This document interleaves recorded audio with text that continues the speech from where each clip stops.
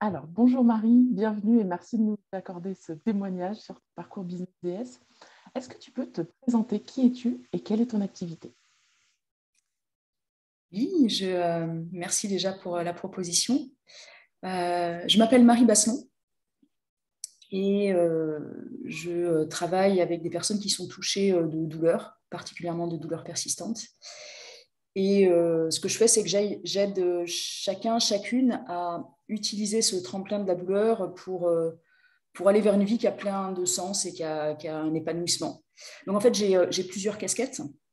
Je travaille avec des professionnels de santé et par l'intermédiaire de formations professionnelles où j'apporte des connaissances et du savoir-faire, j'essaye surtout, en tout cas ma particularité, est d'insuffler le fait que être confronté à une personne qui vit la douleur et accompagner cette personne dans son chemin de santé, ça permet aussi en tant que thérapeute de soi-même se développer, d'aller chercher ses positionnements et son développement personnel.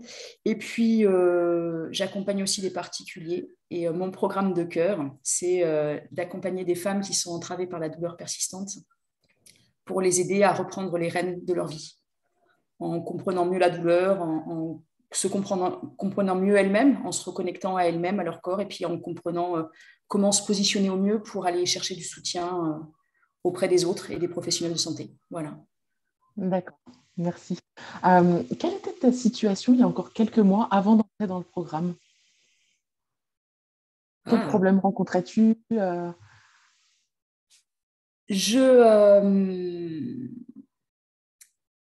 J'étais dans tous les sens, on va dire, et j'avais de beaux projets en tête que je n'arrivais pas à concrétiser. Donc dans tous les sens, parce que là j'ai exposé quelques casquettes, mais j'en avais encore plus.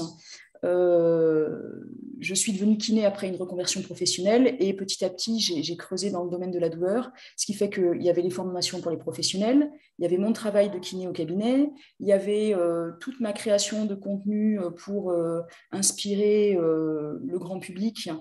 Il y avait un travail de traduction sur un bouquin de référence en anglais. Enfin, voilà. Et tous ces projets-là, dans tous les sens, qui me prenaient énormément de temps, énormément d'énergie, et je ne m'y retrouvais pas. Donc ça, c'est une problématique. Et deuxième problématique, c'est qu'en fait, il y avait quelque chose qui me tenait vraiment à cœur, c'était de développer euh, un programme d'accompagnement beaucoup plus engageant pour les personnes, et j'arrivais pas à le mettre en œuvre. D'accord, donc ton principal défi, en fait, c'était d'avoir une multitude de casquettes et également de pouvoir créer l'offre vraiment de cœur dont tu parlais tout à l'heure.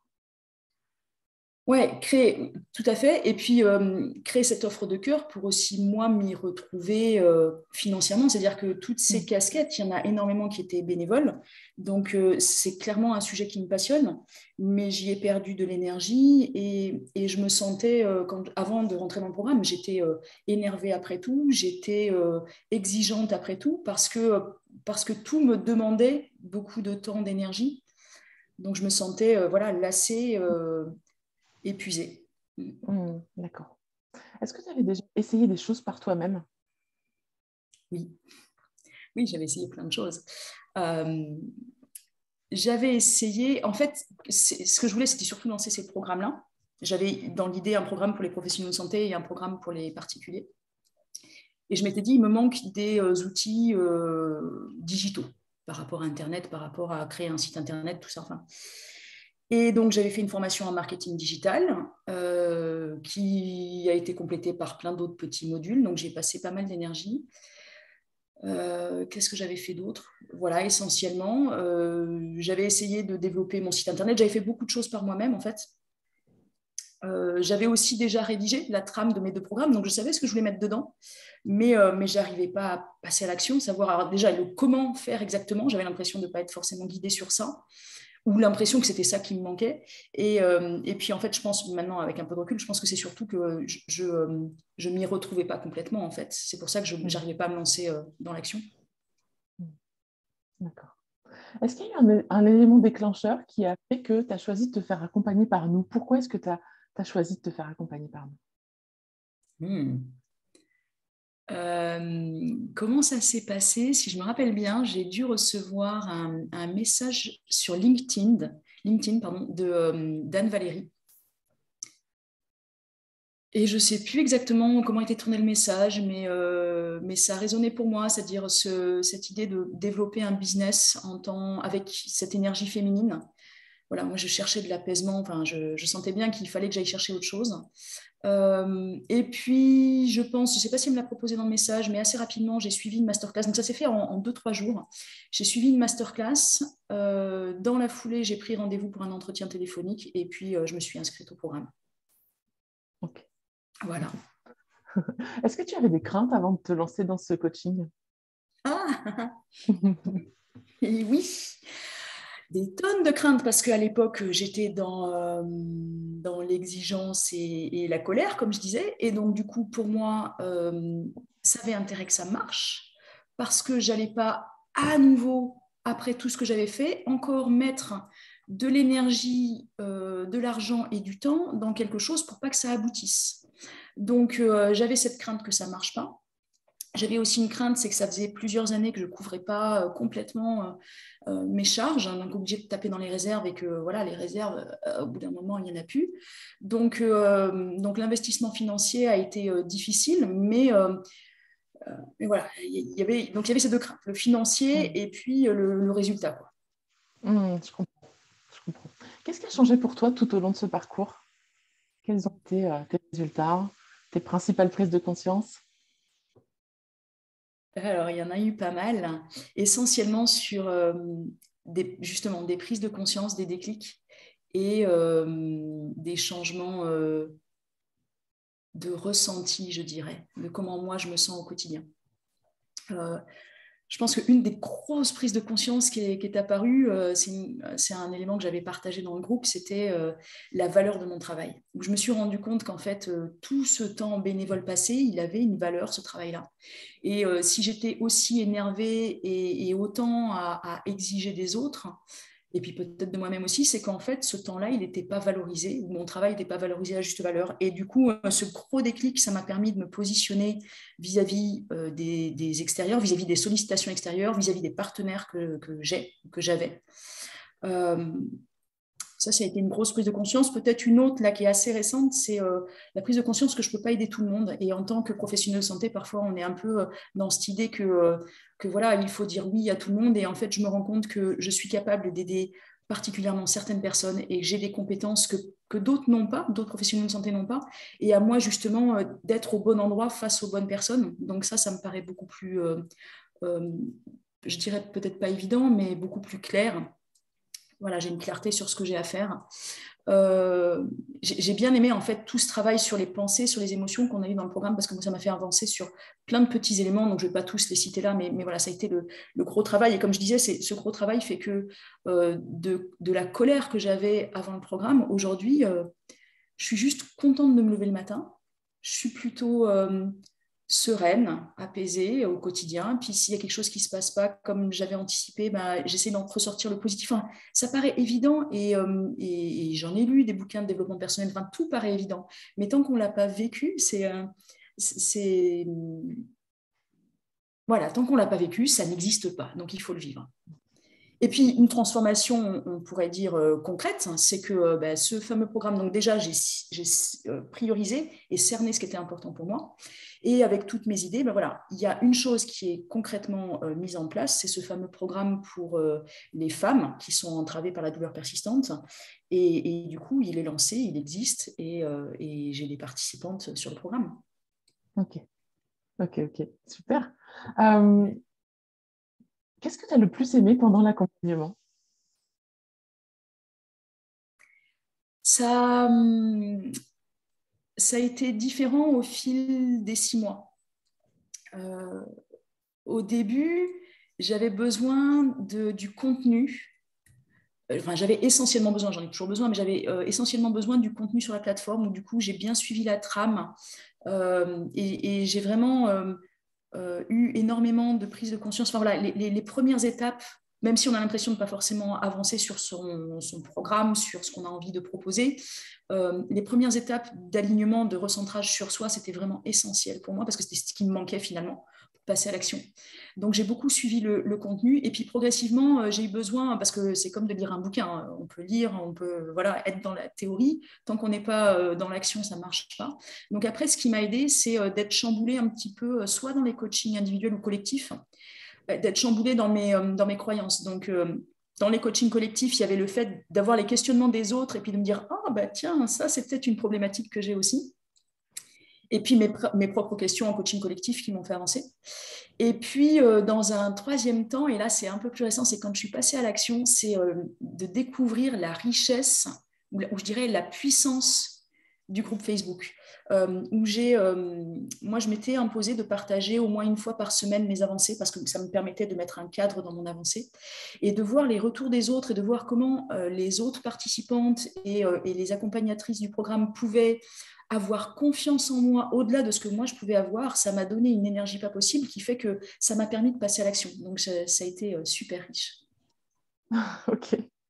Ok, merci. C'est important, effectivement, tout ce que tu nous partages, tous ces éléments qui sont autour du programme, finalement, et qui font pleinement partie de la transformation, quoi.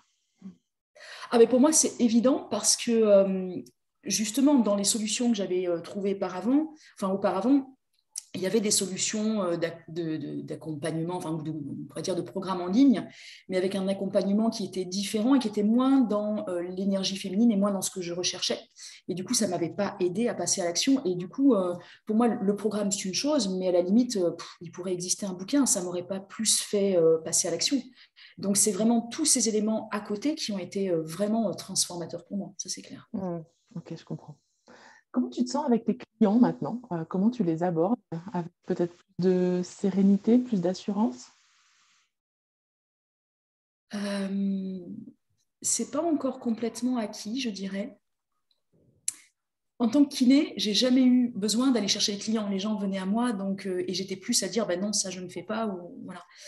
Aujourd'hui, je suis dans une position où j'ai à comprendre quels sont les besoins de l'autre et voir si moi je peux répondre, lui exposer ce que j'ai à lui proposer et le faire passer à l'action. Et ça, c'est encore un peu difficile pour moi.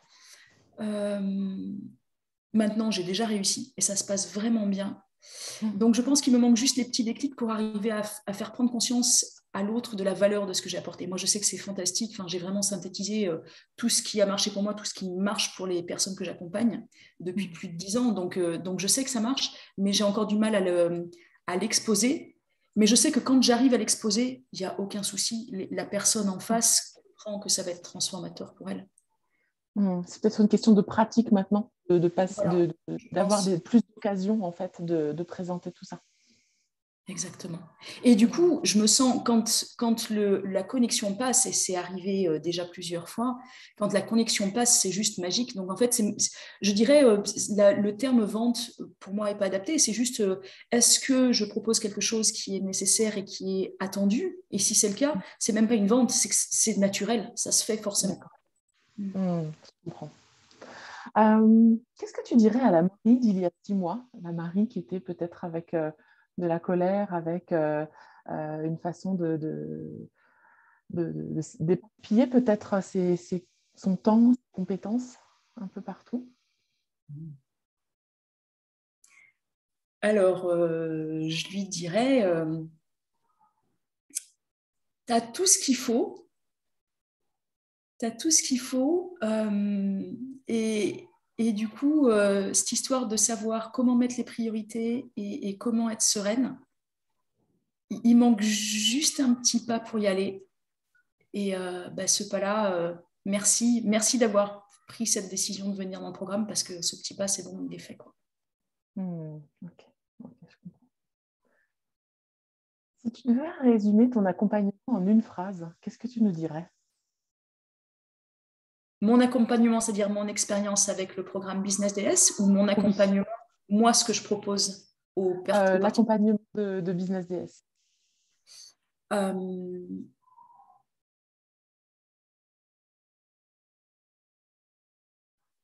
je dirais même un seul mot, enfin. Ah, d'accord. Enfin, c'est-à-dire comment je dirais, ce programme, il m'a juste fait vivre ce que je savais déjà, mais que j'arrivais pas à vivre. Voilà. Okay. Et pour finir, qu'est-ce que tu dirais à une femme qui hésiterait à s'engager avec nous? Si elle hésite, c'est qu'il y a quelque chose qui la touche.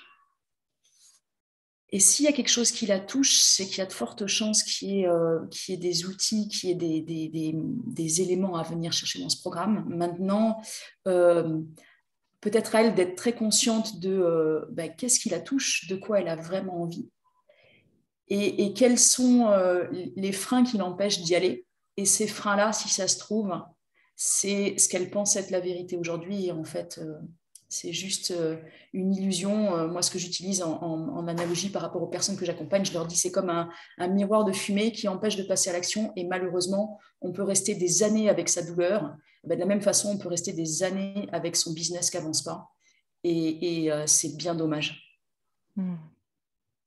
D'accord. Merci beaucoup, Marie. Merci pour ton témoignage. Bravo pour le parcours réalisé. Et puis, maintenant, je te souhaite tout le meilleur pour la suite. Merci. Merci à toi. À bientôt.